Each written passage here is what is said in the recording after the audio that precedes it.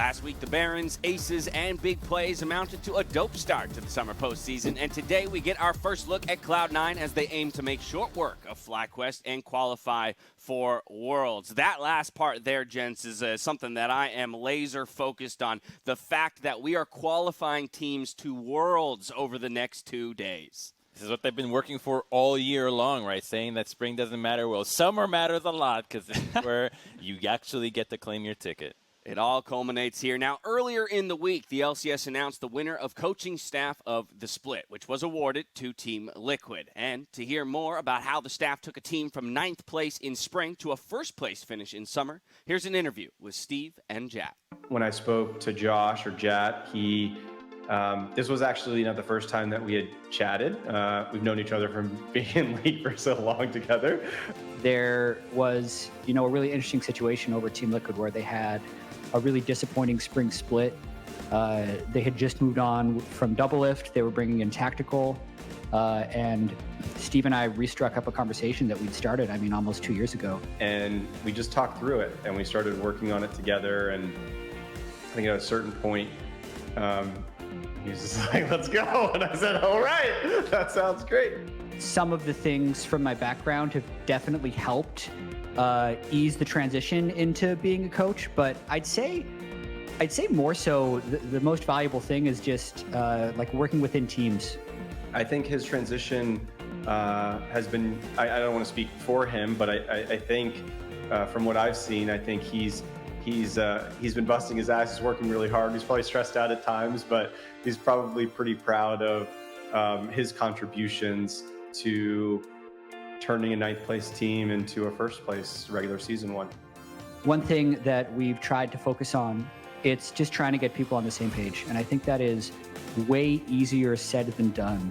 And it's something that we still have to work at every single day, whether it's aligning on how strong we think a champion is, what we should be doing early game, what our ideas are around objective control, skill orders, item builds. Like there's so many different things that it's really valid to have different opinions on, but when you're trying to make split-second decisions in game, it's really important that you've talked about that beforehand. And I think we have a lot of really talented, passionate people here that are willing to find a middle ground and willing to come to agreements. So I think that's something that we've been able to do pretty well this split. We've approached it in a more comprehensive and collaborative way where it's the opinions of many that get filtered into a decision that is the best for a thoughtful process to get there. And I think Jack contributes a considerable amount to that, running exercises on draft pick scenarios for hours on end with his team. It definitely feels good for Team Liquid to win coaching staff of the split with me as the head coach. I'm actually glad they've changed it to coaching staff of the split rather than coach of the split because Team Liquid is very much like a community. We have Kane still doing head strategic coach. We have Croissant being assistant coach. We have Tyler being head analyst. We have all our analysts. We have our mental game coach. We have Dodo still helping out. Like we have a lot of people that all contribute. So I'm glad that everyone can kind of share in recognition. But also I think most importantly, you're never going to win coaching staff the split unless your players are successful and if your players are good. So it is really hard to isolate exactly what's happening. So I think, everyone can share in some of the success. I think if you look through the years, most of the time, coach or coaching staff of the split's going to go to the 1st place team from the regular season. So I really just have to thank everyone here for helping us get this award. Right now, I really just want to beat Golden Guardians because winning that series means we qualify for Worlds and it means we're 2 best-of-5s away from the championship. And the biggest thing I'm focusing on right now is kind of extending our season. I kind of look at it as spring split, summer split, and then like Worlds is split 3. And you qualify for split 3 by winning against Golden Guardians. So I am like really just locked in on the next 4 days before that series to try and find success. And then I'll think about, future coaching goals or org goals or what we do in the off season. But until then, it's about our next opponent. One best-of-5 away from split 3, as Jack calls it. Team Liquid will compete for a spot at Worlds versus Golden Guardians tomorrow, with the loser dropping down to face TSM on Sunday. Of course, today we have FlyQuest versus Cloud9, who are fighting for a spot at Finals weekend, with the loser dropping down to face Evil Geniuses. pretty exciting that if the higher seeds win both of their matches, we actually get rematches in the lower bracket of both TSM Golden Guardians and FlyQuest EG.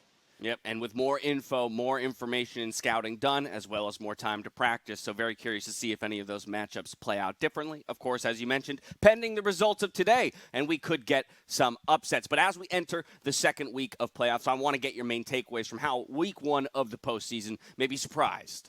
I mean, bot lane is kind of back. They actually have some like agency in the game. I think for most of this split, we largely ignore bot lane, just focus on, top mid and jungle. But in the last two patches, about 80 carries, I think, have been buffed, and it kind of just opens up more skill expression where like Caitlyn has become in the meta. This has allowed for more range supports to be meta. We're not just watching, Alistar Braum trades in the playoffs. So it's really exciting to see all these kind of range supports come up. And we finally saw like our first major like bot gap difference.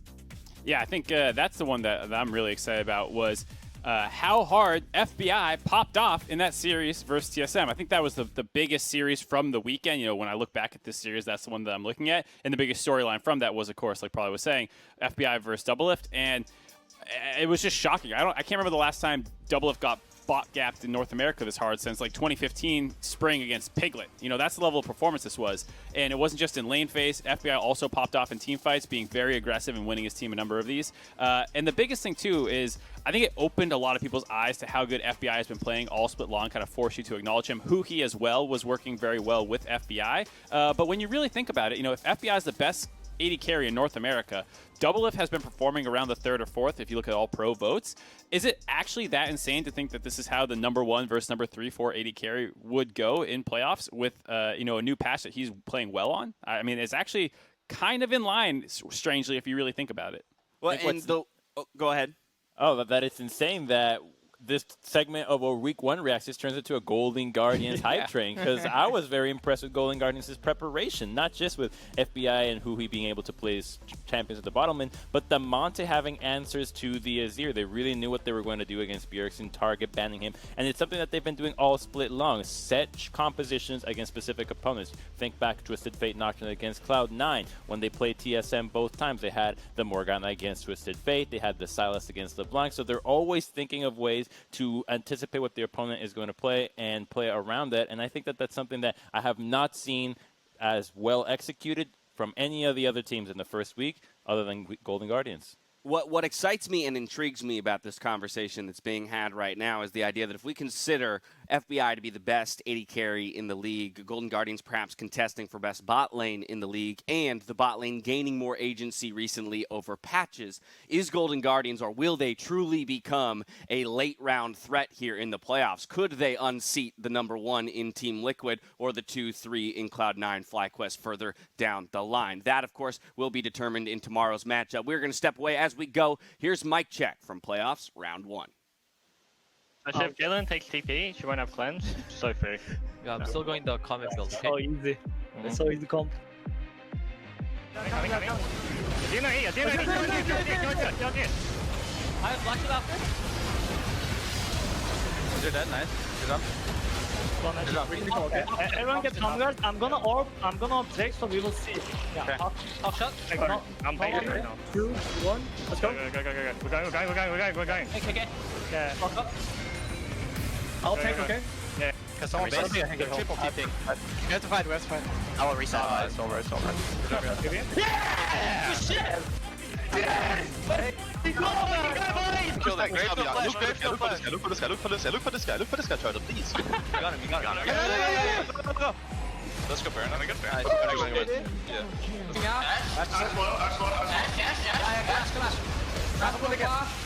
I got shot. Look in Central. We can end. We have wave. I just fought. Yeah. I'm fighting mid. Help me. I'm killing. Help me. Yeah, we're coming. Oh, no Sidvani ulti. Yo, careful the G fuel. I can't help you. I've been ulting. I'm killing everyone. I'm running for my life. Yo, we're getting jumped. Look at my ult. Yep. Good. Nice. Going. Killing. Close the target. I can heal you. This tag. Okay. That's all you know, personally. I'm gonna EM, okay? Careful, careful, edge over the wall. Okay, don't let him get it. Get the dragon. Block. Oh, maybe. Just reset. Oh, alright. Look at Karma. Alright, I'm going Karma. Look at Kindred. Kindred jumped in. Yeah. Kindred up Q. Hitting one. Can we chase? Yeah. Q in 3.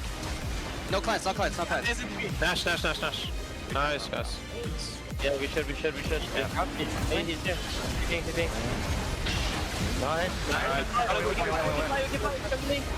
Fine, we win. It's a win. For me. Yeah, win. Yeah. Only Shen. You, oh, Pantheon. Just push him all the way out. I have all. Big all. I'm looking sleep here. I'm walking by them. Stop. I have heal. Go. Let's go, boys. Look at that. I have Q in him. Bring the weight. Go. What's the weight? It's midway. Guys, I think we can end. This would be set. We can probably reset here. We're playing for that. Me. Help me. Reset now, we can have See you next year. 500 dips. See you next year.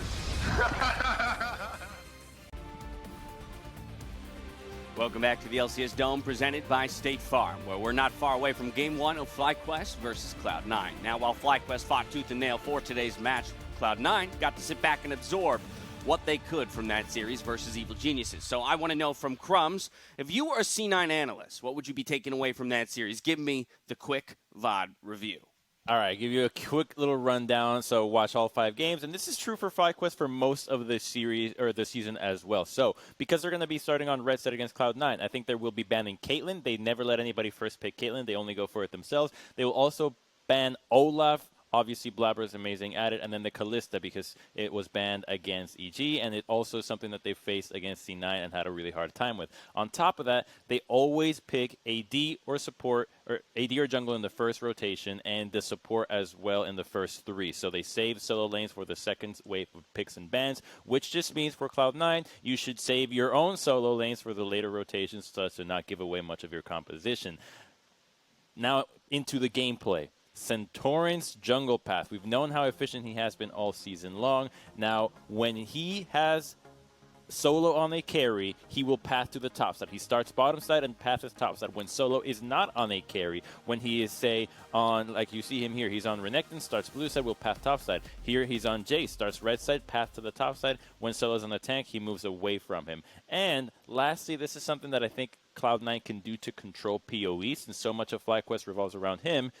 He's really good at playing control mages and having the answer to control mages, as we saw against Evil Geniuses, where he had the Swain against Galio, the Kog'Maw against the Azir, and when he's faced with champions that aren't the standard control mages, he will be the one to revert to control mages himself. He'll play the Oriannas, the Syndras, so I think that for Cloud9 to have the better chance here, they should pick mid laners that are not standard control mages. That way you know exactly what you're getting out of PoE, and you can have Niski play more of his style, which is trying to help his team out, whether this means playing champions like Akali, LeBlanc, or just something that is unorthodox, will throw PoE a little bit off and back to his comfort zone. That's my take. It's not a lot, but I think it's a good place to start for this series. Smarts. Yeah, it's a little smarts over there. If you guys are the players, you feeling confident with that VOD review? Absolutely not. I'm probably dead level 1 because my coach Crumbs didn't tell me where Ignar stands level 1 or if he's going over walls. And you know FlyQuest is going to have to pull out those creative level 1s in a best of 5 to get that momentum with Cloud9. So I'm upset that I'm dead level 1, and I'm going to blame my coach. I had nothing to do. Like, I was perfect. I was standing in the river. It's not my fault. Yeah. You need to pay him more. That's the master class. This was only the intro level, level there class. You go. There you go. Oh, you need to pay more buy the full course, probably. Behind the paywall here, probably. Yeah, exactly. That's just the free trial. Your credit card will be charged for the remainder soon. All right, Commander Flowers and Kobe are going to spotlight the mid lane matchup. And before we go, Riv wanted to use, or rather to give us a brush up on FlyQuest starting mid laner in PowerOfEvil, oversimplified. As FlyQuest aim for another finals berth, I want to give you a rundown of their German mastermind and his rise through the ranks in PowerOfEvil, oversimplified. After bouncing around on European amateur squads, PowerOfEvil blasted into prominence on Unicorns of Love, where the young mid laner would become known for 2 things: unconventional builds, and winning versus well-known mid laners. PowerOfEvil would peak in Europe on Misfits, where the team would take Faker's SKT to a full 5-game series before coming up short in the 2017 Worlds quarterfinals. After that, Tristan made his way out west, where he'd join Optic and rock Smite in mid, but ultimately be unable to translate his carry firepower to playoff success. Counterlogic Gaming would unite PowerOfEvil with his long-lost twin, where he'd finally get a shot at an NA postseason and playing on the big stage. Not one to settle for third-place finishes, PowerOfEvil would move on to FlyQuest, where in the spring of 2020 he'd be reunited with Ignar, the support that helped push him to a Game 5 series versus SKT all those years ago. With the Dream Team clicking towards the end of the split, PowerOfEvil would make his first NA Finals before coming up short to a dominant Cloud9. Now, with the squad looking better than ever, it's time to see how much farther Evil can fly. And that's all you need to know in PowerOfEvil Oversimplified.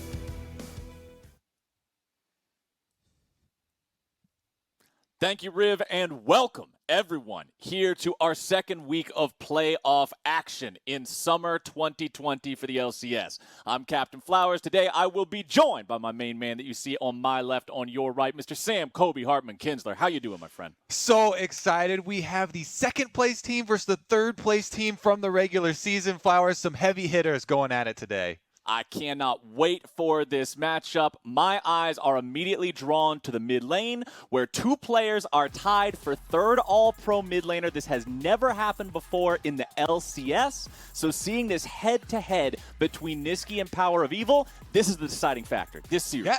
And a lot of people are going to be looking towards the mid lane because these two define their teams so much. They did tie for third all-pro team, but they're such different styles. PowerOfEvil, super lane dominant, looking to scale up for later for a big AP threat, whereas Niski roams a lot for the rest of the team, giving up a bunch. He works with Blabber, goes for those skirmishes, and can roam for Cloud9 either to the top side or the bottom side. They've shown flexibility to win from either. Meanwhile, of course, PowerOfEvil, very resource heavy, does have Santorin visiting quite a lot, as well as roams from Ignar. And it's going to be up to him to try and pressure Niski in lane, try and pressure that duo so he can't get as much time to roam. Plus, I'm looking at the picks.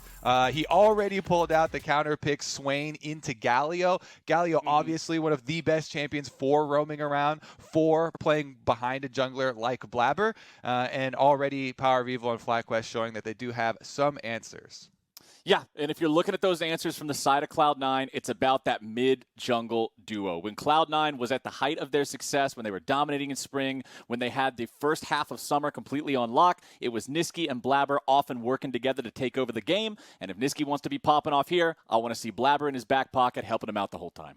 Yeah, I doubt Blabber's going to get Olaf or anything like that champion because that was one of the main ones. And if we look at the record between these two teams in the last 7 games, Cloud9 have won every single one of those games. The players themselves talking a lot about this kind of budding rivalry that we have. Well, I don't know how much of a rivalry you can call it with one side's just beating up the other dude over and over again, just 1, 2, 3, 4, 5, 6, 7, one after another. Cloud9 definitely been putting in work against FlyQuest here so far, but that's what we're looking at going into today's series. So now we're going to throw things back to the State Farm Analyst Desk. Thank you, Colonel Flowers and Kobe. Let's take a look at this matchup as well, gents, because as they want to take a look at how the mid laners necessarily play out, we do know they are flanked by some of the best junglers in that role.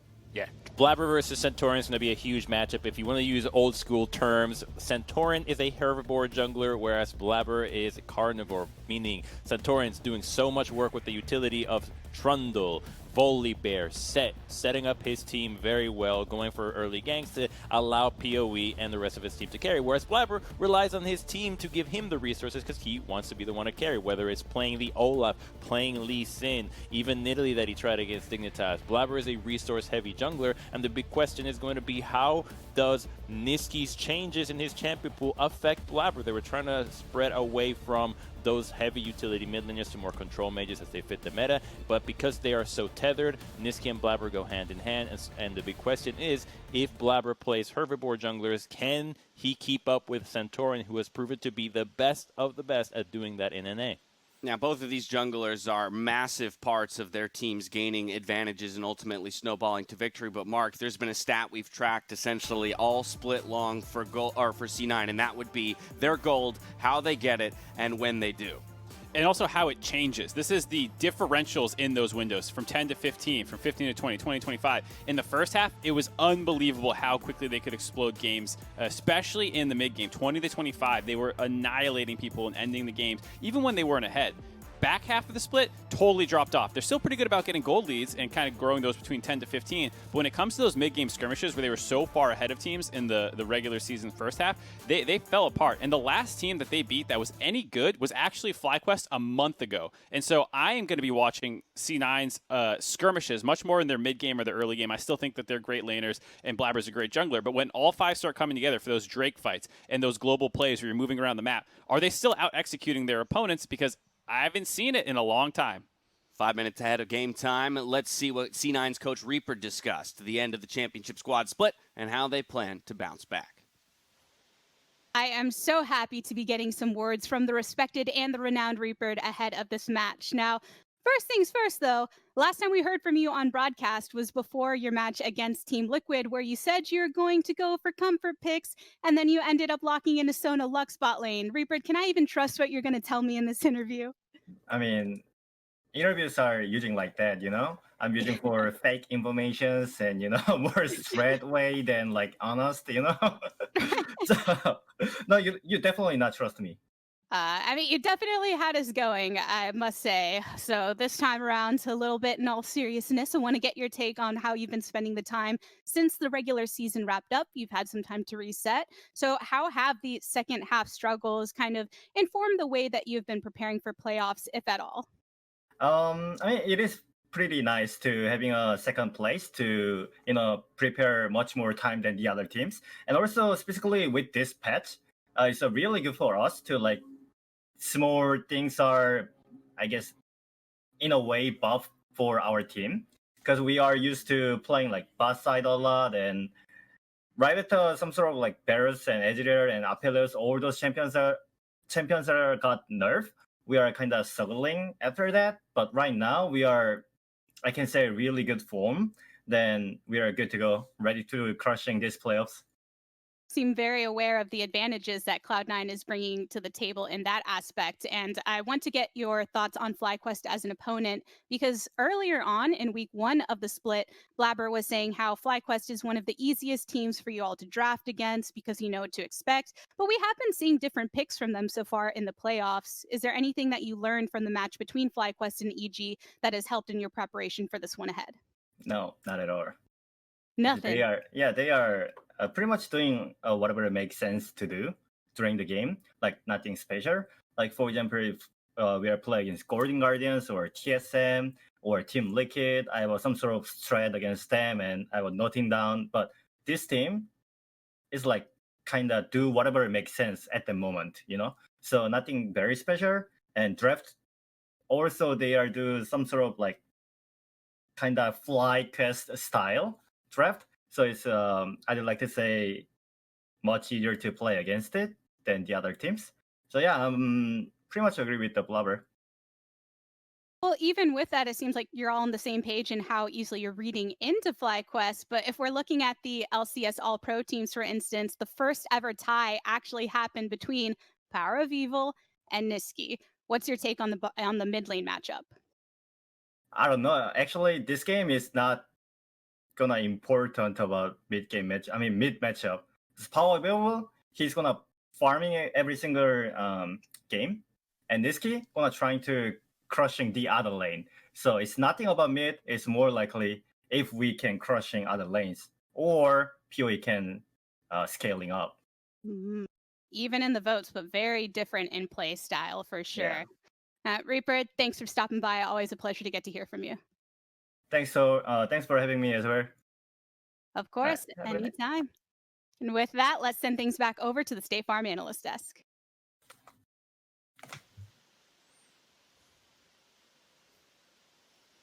Thank you very much, the Tigress. Great to hear from Reapered ahead of the matchup. But, gents, with 1 minute to go, I want to see the predictions on the screen as Cloud9 has taken every single game they have played against FlyQuest this split. It does look like you all believe, though, that FlyQuest will pick up a victory. However, it won't be enough to take the series win, although, again, Crumb's thinking a little closer than the other two. But I'm going to go to you first, probably. Why 3-1? So, I mean, I think Cloud9 has a really good matchup into FlyQuest. I think, FlyQuest not being able to control Niski, I think is a really high probability. I know, Coach Crumbs, that's your strategy, but I think it's going to be a lot harder done than said. There it is. All right, and I know that all three of them predict FlyQuest, or predict rather Cloud9. FlyQuest Camp is quite confident themselves. That's going to do it for us here. Now let's send it over for our first Worlds qualifying match, Cloud9 versus FlyQuest.